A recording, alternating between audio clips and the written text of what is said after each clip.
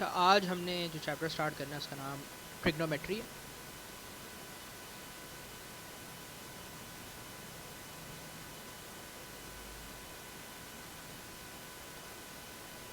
तो ट्रिग्नोमेट्री को स्टार्ट करने से पहले आपको सबसे पहले ट्रायंगल्स के बारे में थोड़ी सी नॉलेज देंगे कि ट्रायंगल्स जो हैं वो किस किस टाइप के होते हैं और क्या मामलात होते हैं, पहले तो वो देखेंगे। तो बेसिकली ट्रायंगल्स जो हैं वो आपके पास चार टाइप्स के होते हैं। एक इक्विलेटरल, एक आइसोसेलिस, एक स्केलीन और लास्ट जो है वो राइट एंगल्ड ट्रायंगल। तो इनको थोड़ा सा इनका ब्रीफ इंट्रोडक्शन है। तो सबसे पहले जो है वो इक्विलेटरल ट्रायंगल की बात करें तो इक्विलेटरल ट्रायंगल के अंदर आपके पास तीनों एंगल्स इक्वल होते हैं, विच इज़ 60 डिग्री। तीनों एंगल्स हमेशा 60 डिग्री होते हैं और उसके साथ तीनों साइड्स भी इक्वल होती हैं। ठीक है, तो इक्विलेटरल ट्रायंगल के अंदर आपके पास तीनों एंगल्स 60 डिग्री होंगे हमेशा, और तीनों साइड्स जो हैं उनकी लेंथ हमेशा बराबर होगी। अब वो कुछ 10 हो सकती है, 20 हो सकती है, 30 हो सकती है, कुछ भी हो सकती है, एनी नंबर, लेकिन जो एंगल्स हैं वो 60 रहेंगे हमेशा। ठीक है, तो all sides are equal, all angles equals to 60 degree in an equilateral triangle. अगले ट्रायंगल की बात करते हैं। तो अगला ट्रायंगल है आइसोसेलिस ट्रायंगल। आइसोसेलिस ट्रायंगल के अंदर आपके पास दो साइडें और उन्हीं साइडों के साथ बनने वाले दो एंगल्स, ये दोनों जो हैं वो इक्वल होते हैं। तो ये दो साइडें और इसके साथ बनने वाले, बेस के साथ बनने वाले दो एंगल्स ये इक्वल होते हैं। तो two sides are equal and two angles are equal. तो आइसोसेलिस में ये सीन है। जहाँ तक स्केलीन ट्रायंगल की बात है तो इसके अंदर आपके पास तीनों साइड्स की लेंथ्स डिफरेंट होती हैं और तीनों एंगल्स भी डिफरेंट होते हैं। सही है। फिर आता है right angle triangle. Right angle triangle के अंदर आपके पास हमेशा एक एंगल जो है वो 90 डिग्री के बराबर है हमेशा। ये वाला, ये जो बॉक्स वाला एंगल होता है ये हमेशा 90 डिग्री होगा, तो हम कहेंगे कि ये एक राइट एंगल ट्रायंगल है। बाकी जहाँ तक साइड्स का ताल्लुक है तो इसकी सारी साइड्स की लेंथ जो है वो हमेशा डिफरेंट ही होती है। तो बेसिकली साइड्स के हवाले से ये स्केलीन है, लेकिन इसके अंदर क्योंकि एक 90 डिग्री आ जाता है तो हम इसको राइट एंगल ट्रायंगल बोलेंगे। नीचे एक छोटा सा नोट मैंने यहाँ पे लिखा है कि sum of all interior angles is always 180 degree in a triangle no matter what the type. मतलब ये है कि आपके पास एक ट्रायंगल के अंदर जो तीन एंगल्स होते हैं उनका सम, यानी कि उन तीनों को जब हम ऐड करेंगे तो हमेशा 180 आएगा, ना इससे कम ना इससे ज़्यादा। ठीक है, हमेशा 180 इसका सम आएगा, चाहे वो इक्विलेटरल ट्रायंगल हो, आइसोसेलिस हो, स्केलीन हो, राइट एंगल हो, किसी में भी हम तीनों एंगल्स को प्लस करेंगे तो हमेशा हमारे पास आंसर 180 आएगा, no matter what the type. ठीक है, तो अगर आपके पास कोई भी दो एंगल्स किसी ट्रायंगल के अंदर गिवन हो तो तीसरा आप 180 से माइनस करके निकाल सकते हैं। जैसे कि अगर आइसोसेलिस में मेरे पास ये दो ट्रायंगल्स मौजूद हैं तो मैं इन दोनों को अगर माइनस कर दूं तो ये मेरे पास ये वाला एंगल आ जाए। जहाँ तक इक्विलेटरल की बात है, इक्विलेटरल में तो खैर तीनों ही 60-60-60 होते हैं, ये 180 बन जाता है, तो यहाँ तो खैर टेंशन ही खत्म हो गई। लेकिन स्केलिन के अंदर भी अगर आपके पास दो गिवन हो, तीसरा आपको निकालना हो तो वो आप 180 से माइनस करके निकाल सकते हैं। राइट एंगल के अंदर भी, राइट एंगल के अंदर एक एंगल तो आपको ऑलरेडी पता होता है 90, एक अगर गिवन हो तो आप एक निकाल सकते हैं। बेसिकली ये ट्रायंगल्स का एक इंट्रोडक्शन था। ये उतनी नॉलेज है ट्रायंगल्स की जितनी आपको काम आएगी ट्रिग्नोमेट्री के अंदर।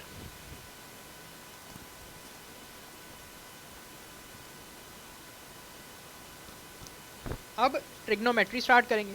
ट्रिग्नोमेट्री जो होती है ना वो बेसिकली कैलकुलेशंस हैं ट्रायंगल्स के बारे में। ठीक है, ट्रायंगल्स के एंगल्स हो गए या उनकी लेंथ्स हो गई, उनकी कैलकुलेशन की जो आप समझ लीजिए स्टडी है उसको हम ट्रिग्नोमेट्री बोलते हैं। तो ये ब्रीफ सा मैंने एक इंट्रोडक्शन इसका बताया। तो ट्रिग्नोमेट्री के अंदर आपके पास सबसे पहले हम जो है वो introduction to right angle triangle. Right angled triangle का सबसे पहले मैं आपको इंट्रोडक्शन कराऊंगा। ठीक है, एक राइट एंगल ट्रायंगल में होता क्या है। ठीक है, राइट एंगल ट्रायंगल के अंदर जो टेढ़ी वाली साइड होती है ना, ऐसी स्लांट वाली साइड, वो हमेशा हमेशा हाइपोटेनस कहलाती है। ठीक है, उसका नाम होता है हाइपोटेन्यूस। ठीक है, आप उसको हमेशा हाइपोटेनस बोलेंगे। ठीक है, उसके अलावा जो दो साइड्स हैं उनमें से किसी एक को आप परपेंडिकुलर या ऑपोजिट कहते हैं, दूसरी को आप बेस या एडजेसेंट कहते हैं। अच्छा, अब ये पता कैसे चलेगा कि कौन सी साइड को हमें बेस या एडजेसेंट कहना है और कौन सी साइड को हमें परपेंडिकुलर या ऑपोजिट कहना है? ये हमें पता चलेगा थीटा से, ठीक है।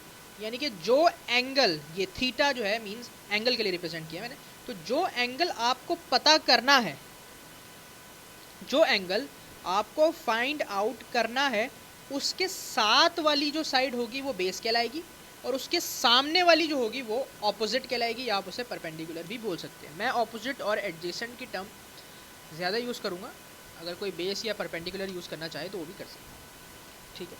इसी तरह से अब मैं नीचे वाली में दिखाता हूँ। अब देखिए यहाँ पर जो है ना हमारे पास हाइपोटेनियस तो वही है टेढ़ी वाली, लेकिन थीटा कौन सा हो गया? ऊपर वाला। तो अब बेस कौन सी होगी? थीटा के साथ वाली जो साइड है वो बेस कहलाएगी या एडजेसेंट कहलाएगी, और उसके सामने वाली जो है वो परपेंडिकुलर या ऑपोजिट। एक बार दोनों ट्रायंगल्स में एक साथ दिखा देता हूँ। अब देखिए यहाँ पर जो है ना थीटा, क्योंकि ये वाला था, यानी कि हमें ये वाला एंगल फाइंड आउट करना था, या इस वाले एंगल को के मुताबिक हम कैलकुलेशंस कर रहे थे, तो हमने इसके सामने वाली को परपेंडिकुलर कहा और इसके साथ वाली को बेस। लेकिन जब थीटा ये वाला हो गया तो फिर ये वाली जो लेंथ थी ये वाली, ये बेस बन गई और ये परपेंडिकुलर हो गई। तो ये इस चीज़ का बहुत ज़्यादा ख्याल रखना है। तो आई होप बात यहाँ तक समझ आ गई होगी। तो ये बहरहाल 3 साइड्स हैं और एक साइड जो है वो आपके पास टेढ़ी वाली हमेशा हाइपोटेनियस रहती है, ठीक है। जहाँ तक बेस और परपेंडिकुलर का ताल्लुक है या एडजेसेंट और ऑपोजिट का ताल्लुक है, तो वो आप थीटा की मदद से पता करेंगे कि कौन सी को आपने बेस कहना है और कौन सी को आपने परपेंडिकुलर कहना है। ये बहुत मैटर करता है, क्योंकि फार्मूला में अगर आपने परपेंडिकुलर की जगह बेस रख दी और बेस की जगह परपेंडिकुलर रख दी तो आपका आंसर गलत आ जाएगा। तो आंसर सही लाने के लिए आपको सही साइड रखनी पड़ेगी, और वो आपका थीटा आपको बताएगा कि कौन सी साइड आपने रखनी है कहाँ पर। सही है। तो अभी खैर मुझे पता है बातें ज़रा थोड़ा सा मुश्किल हो रहा होगा समझने में, लेकिन जब आगे हम अप्लाई करेंगे इन कॉन्सेप्ट्स को तो इंशाल्लाह ताला आसानी हो जाएगी। अच्छा, सबसे पहली चीज़ ट्रिग्नोमेट्री के अंदर आपके पास आती है पाइथागोरस थ्योरम, ठीक है। पाइथागोरियन लिख दिया ये मैंने, इसे इसको मैं ठीक कर लूँ। तो ये है पाइथागोरस थ्योरम। तो पाइथागोरस थ्योरम के अंदर आपका जो फॉर्मूला है वो है h² = p² + b², ठीक है। ये h यहाँ पर स्टैंड करता है हाइपोटेनस के लिए, p स्टैंड करता है परपेंडिकुलर के लिए और b स्टैंड करता है बेस के लिए। मैंने यहाँ पे लिख भी दिया है, हाँ ये h² = p² + b²। h stand करता है हाइपोटेनस के लिए, परपेंडिकुलर के लिए p, और b जो है वो बेस के लिए मैंने लिखा है, ठीक है। ये फॉर्मूला एप्लीकेबल है सिर्फ और सिर्फ जब हम राइट एंगल ट्रायंगल की बात करते हैं, सिर्फ राइट एंगल ट्रायंगल। उसके अलावा इक्विलेटरल में, आइसोसेलेस में, स्केलीन में आप ये फार्मूला नहीं अप्लाई कर सकते। सिर्फ और सिर्फ राइट एंगल्ड ट्रायंगल के अंदर ये फार्मूला एप्लीकेबल है, ठीक है। अब अप्लाई करेंगे कैसे, ये मैं आपको, इसके 3 केसेस हैं जो मैं तीनों आपको करवा देता हूँ अभी और समझा दूँ। यहाँ पर हमारे पास एक ट्रायंगल मौजूद है, ठीक है। हमारे पास 2 साइड्स गिवन है और जो तीसरी साइड है ना हाइपोटेनस, ये हमसे मांगी हुई है। 2 साइड्स हमें दी हुई हैं और ये वाली साइड हमें निकालनी है। तो इसको निकालने के लिए हम ये पाइथागोरस थ्योरम लगाएंगे। ये हाइपोटेनस साइड है, ये हमें निकालनी है। अच्छा, अब पाइथागोरस थ्योरम की जहाँ तक बात है ना, तो इसमें क्योंकि एंगल का कोई अमल दखल नहीं है, ठीक है, एंगल की कोई इंटरफेरेंस हमारे पास नहीं है, तो हम यहाँ पर अपनी मर्जी से दोनों में से किसी को भी बेस और किसी को भी क्या कहते हैं परपेंडिकुलर बोल देंगे। चाहे इसको परपेंडिकुलर बोल लें, इसको बेस बोल लें, या फिर इसको परपेंडिकुलर बोल लें और इसको बेस बोल लें, कोई इसमें मसले वाली बात नहीं है, क्योंकि दोनों चीज़ें ऐड हो रही है ना। इवेंचुअली बात तो वही है, आंसर तो सेम ही आएगा। मतलब इसका मतलब सीधी ये है कि अगर आप 3 + 4 करेंगे तो भी आंसर 7 आएगा, 4 + 3 करेंगे तब भी आंसर 7 आएगा। तो यहाँ पर आंसर में फ़र्क नहीं पड़ेगा, लेकिन आगे जब हम ट्रिग्नोमेट्रिक रेशियोज़ पढ़ेंगे ना, तब वहाँ पर हमें बहुत ख्याल रखना है कि कौन सी हमें बेस रखनी है और कौन सी हमें ऑपोजिट या परपेंडिकुलर रखनी है। तो अब यहाँ पर हमसे हाइपोटेनस मांगी हुई है और 2 साइडें हमें दे दी हैं, तो मैं 3 सेंटीमीटर जो है इसको बेस रख लेता हूँ और इसको जो है वो परपेंडिकुलर रख लेता हूँ। तो ये सॉल्व इस तरह से होगा कि मैंने परपेंडिकुलर रखा था 4 को और बेस मैंने रखा था 3। आपके पास 4 का स्क्वायर जो है वो 16 हो जाता है, 3 का स्क्वायर 9 हो जाता है। अच्छा, अब ये दोनों एडअप होके करेंगे 25। अब याद रहे कि एच स्क्वायर की वैल्यू है 25, आपको एच स्क्वायर नहीं पता करना, एच पता करना है। तो यानी कि आपको स्क्वायर हटाना पड़ेगा। स्क्वायर हटाने के लिए हम ये करते हैं कि दोनों तरफ रूट ले लेते हैं, अंडर रूट। तो ये वाला, तो ये जो है वो इससे कैंसिल हो जाएगा, और 25 का अंडर रूट हमारे पास 5 होता है। तो 5 सेंटीमीटर जो है वो हमारी वैल्यू हो जाएगी हाइपोटेन्यूज की। ये हमारे पास हाइपोटेन्यूज आसानी से फॉर्मूले से आ गई। अगर किसी को कोई कंफ्यूजन है तो अगली एग्जांपल में देखते हैं, क्लियर हो जाएगी इंशाल्लाह ताला। अब सेकंड एग्जांपल में आपके पास एक साइड गिवन है ये वाली, और हाइपोटेन्यूज गिवन है, और आपसे मांगा जा रहा है ये, ठीक है। अब इसको आप बेस कहें, परपेंडिकुलर कहें, आपकी मर्जी फिलहाल के लिए। तो मैं इसको अभी परपेंडिकुलर ही रख लेता हूँ। तो हमारे पास बेस की वैल्यू है 3, परपेंडिकुलर की वैल्यू हमें गिवन नहीं है, हाइपोटेन्यूज की वैल्यू है 5। तो अब ये जो 3 स्क्वायर है यहाँ पर, ये इधर ले जाऊंगा मैं, तो ये 5 स्क्वायर से माइनस हो जाएगा। 5 का स्क्वायर 25 होता है, 3 का स्क्वायर 9 होता है, ये ऐसे हो जाएगा। अब 25 माइनस 9 आपके पास 16 आता है। अब मुझे वही काम करना है कि रूट हटाना होगा। उसको हटाने के लिए मैं दोनों तरफ स्क्वायर रूट ले लूँगा, स्क्वायर हटाना होगा, सॉरी। तो ये रूट और स्क्वायर आपस में कैंसिल हो जाएंगे। 16 का जहाँ तक ताल्लुक है तो उसका जो रूट है वो 4 होता है। तो आपके पास 4 सेंटीमीटर आपकी परपेंडिकुलर की वैल्यू आ जाएगी।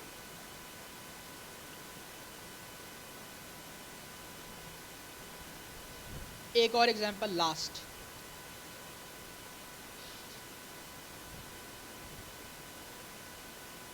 यहाँ पर आपके पास हाइपोटेन्यूज गिवन है और परपेंडिकुलर गिवन है, और आपसे पूछा जा रहा है कि भैया ये बताओ बेस की क्या लेंथ है, बेस। तो बेस निकालने के लिए वही सिंपल सा फॉर्मूला है, दोबारा से लगा लेंगे। 5 स्क्वायर जो है वो आपको दी हुई है हाइपोटेन्यूज, परपेंडिकुलर दिया हुआ है 4 स्क्वायर, और बी स्क्वायर आपको बेस स्क्वायर जो है वो चाहिए, बेस चाहिए। तो 5 का स्क्वायर 25 होता है, 4 स्क्वायर को मैं इधर ले आके माइनस कर दूंगा,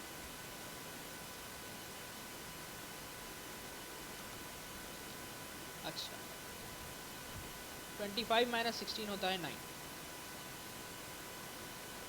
दोनों तरफ मैं रूट ले लेता हूँ, यहाँ पर रूट और स्क्वायर आपस में कैंसिल हो जाएंगे।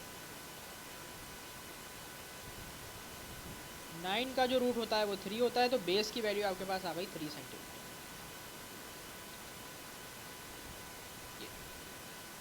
तो ये 3 केसेस थे पाइथागोरस थ्योरम के, कि अगर आपको 2 साइडें दी हुई हों और हाइपोटेन्यूज पूछी हो, या तीसरी पूछी हो बेसिकली आपसे, तो आपने किस तरह से निकालना है, वो ये तीनों मैंने बता दी।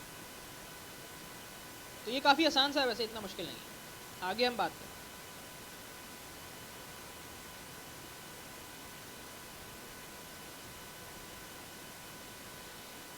अब हम बात करेंगे ट्रिग्नोमेट्रिक रेशियोज, ठीक है। Sine theta, cos theta, tan theta, sine cos and tan. सबसे पहले तो वही राइट एंगल ट्रायंगल मैंने लिख दिया। एक बात हमेशा याद रख लीजिए कि ट्रिग्नोमेट्रिक रेशियोज भी ना आपके ओनली एप्लीकेबल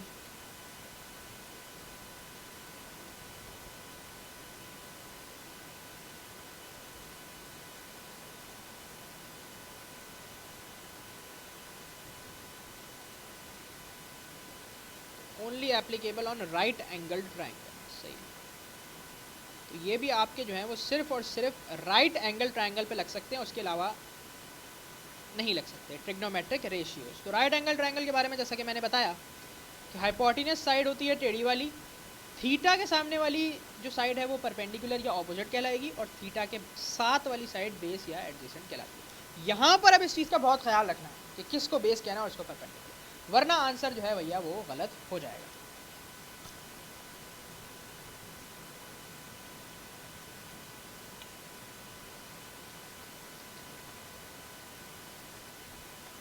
तो अब बताते हैं आप रेशियोज़ के बारे में थोड़ा सा।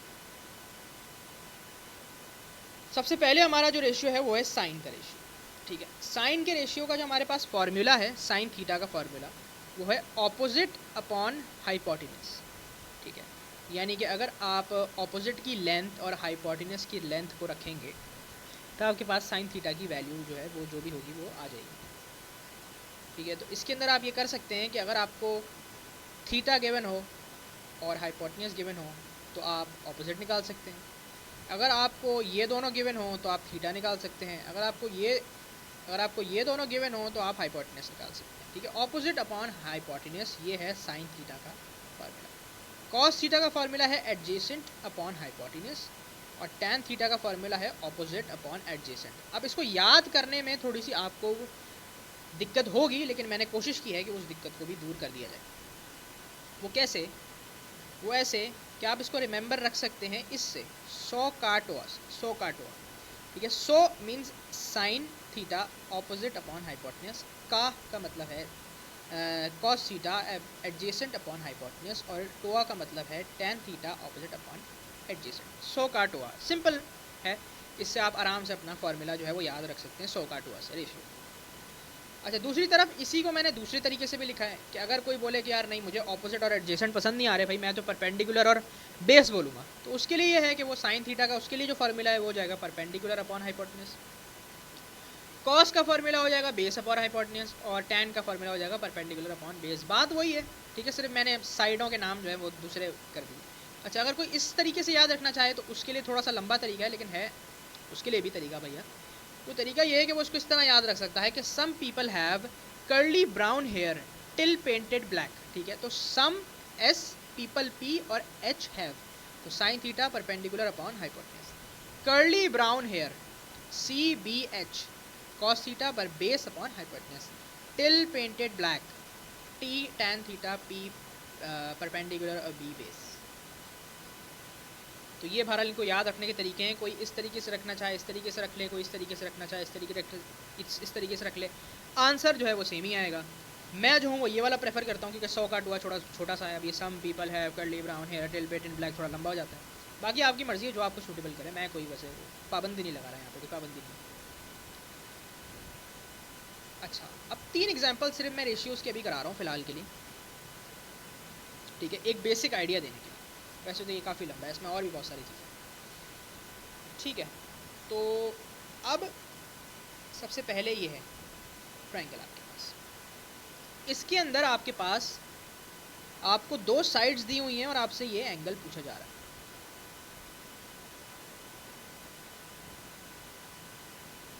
ये थीटा आपसे पूछा जा रहा है।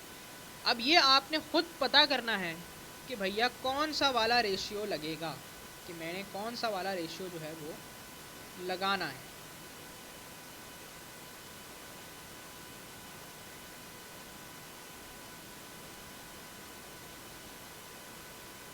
ठीक है, कौन सा रेशियो लगाना है ये आपने खुद पता करना है। रेशियो जो है वो वहाँ पे लिखा नहीं होगा कि ये लगा लो, तो ये आपने खुद पता करना है। वो पता कैसे करेंगे? साइडें देख के पता करेंगे।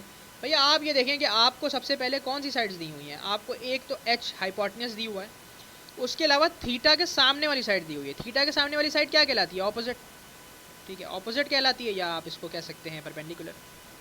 तो मुझे एक बात बताइए कि हाइपोटेनस और आपके पास जो है वो ऑपोजिट, ये कौन से फॉर्मूले में आती है? ये आती हैं साइन में, ठीक है। साइन थीटा का ही फॉर्मूला होता है ना, सो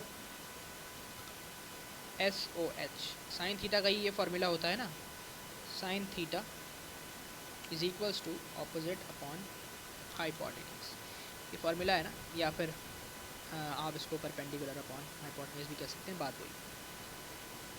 तो यहाँ से अब आप जब इसको अप्लाई करेंगे तो आपके पास आपका थीटा आ जाएगा। तो मैं वैल्यूज़ को पहले प्लग इन कर देता हूँ। ऑपोजिट की वैल्यू हमारे पास 4 है और हाइपोटेनस की वैल्यू क्या है? 8 है, ठीक है।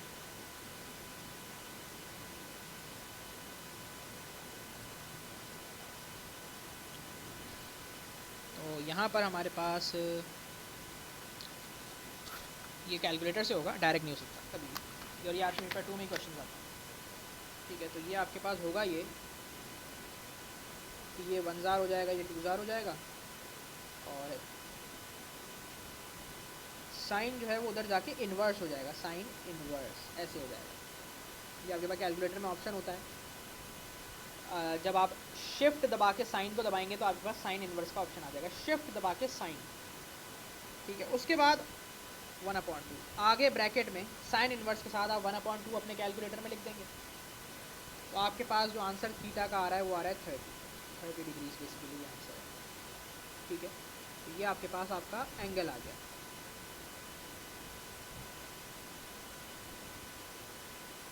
आगे बढ़ते हैं अगली साइड पर।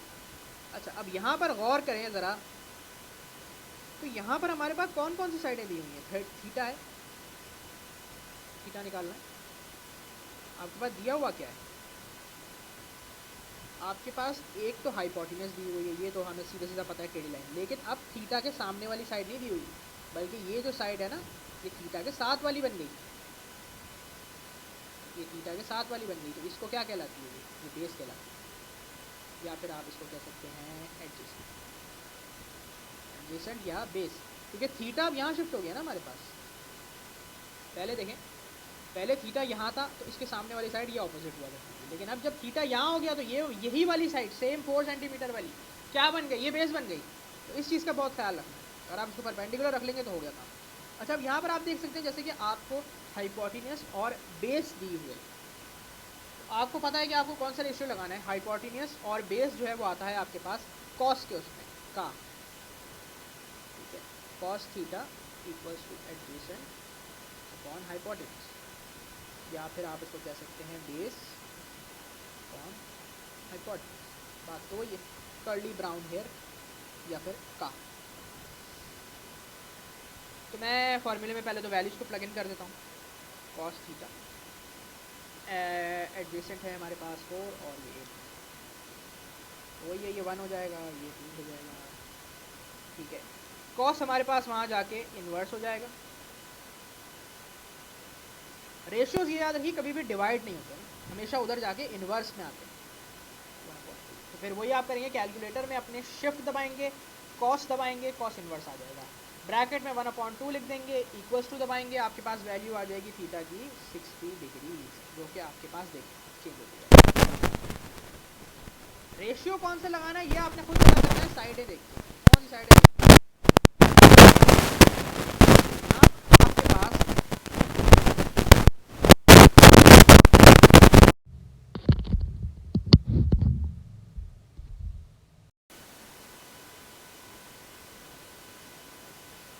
सॉरी, यहाँ पर अब आपके पास थीटा गिवन है, थीटा आपको गिवन है, और थीटा के सामने वाली साइड भी गिवन है जिसको हम ऑपोजिट बोलते हैं, और थीटा के साथ वाली साइड भी गिवन है जिसको हम बेस बोलते हैं। ठीक है, तो हमारे पास बेस भी गिवन है और ऑपोजिट भी गिवन है। तो आपके पास ऑपोजिट और बेस, या सॉरी बेस और परपेंडिकुलर, या ऑपोजिट और एडजेसेंट कौन सी वाली उसमें होता है? tan में होता है, तो tan theta equals to opposite upon adjacent, या फिर आप इसको यूँ भी कह सकते हैं कि tan theta equals to perpendicular upon base. तो मैं सबसे पहले तो वैल्यूज़ को प्लग इन कर देता हूँ। मेरे पास ऑपोजिट की वैल्यू 4 सेंटीमीटर है और बेस की 4√3 है। अच्छा, तो tan थीटा, परपेंडिकुलर की वैल्यू है 4 और इसकी वैल्यू है 4√3। tan दूसरी तरफ जाएगा तो इन्वर्स बन जाएगा, थीटा अकेला हो जाएगा, तो tan इन्वर्स हो गया। आप अपने कैलकुलेटर में जाएंगे, शिफ्ट दबाएंगे, tan दबाएंगे, कैलकुलेटर में 4 लिखेंगे, नीचे 4 लिखेंगे, फिर रूट का ऑप्शन होगा उस पर जाएंगे, 3 लिखेंगे और इक्वल्स टू दबा देंगे। तो आपके पास जो वैल्यू थीटा की आ यहाँ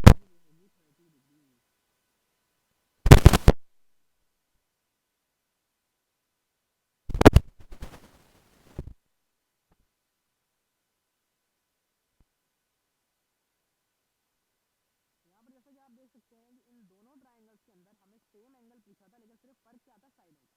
तो यहाँ पर हमें हाइपोटेन्यूज और ऑपोजिट दी हुई थी, यहाँ पर हमें ऑपोजिट और बेस दी हुई है, तो इसलिए यहाँ पर हमने tan का रेशियो इस्तेमाल किया, यहाँ पर साइन का इस्तेमाल किया। तो रेशियो बहुत देख के इस्तेमाल करते हैं कि जो साइड्स गिवन हो उसी साइड्स के हिसाब से रेशियो आएगा, ठीक है। बाकी रेशियोज याद करने का तरीका मैंने आपको बता दिया। तो फिलहाल के लिए ये इतना ही है, मतलब ट्रिग्नोमेट्री ख़त्म नहीं हुई है, ट्रिग्नोमेट्री तो और भी है। तो इंशाल्लाह ताला मैं अगली वीडियो में आपको बताऊँगा, फर्दर ट्रिग्नोमेट्री पढ़ेंगे हम। तो अभी के लिए ये है, इसके फिर उसके बाद हमने पास पेपर्स भी करने, इसके भी अभी तो ट्रिग्नोमेट्री ना। तो सब्सक्राइब ज़रूर कर दीजिएगा और लाइक कर दीजिएगा वीडियो।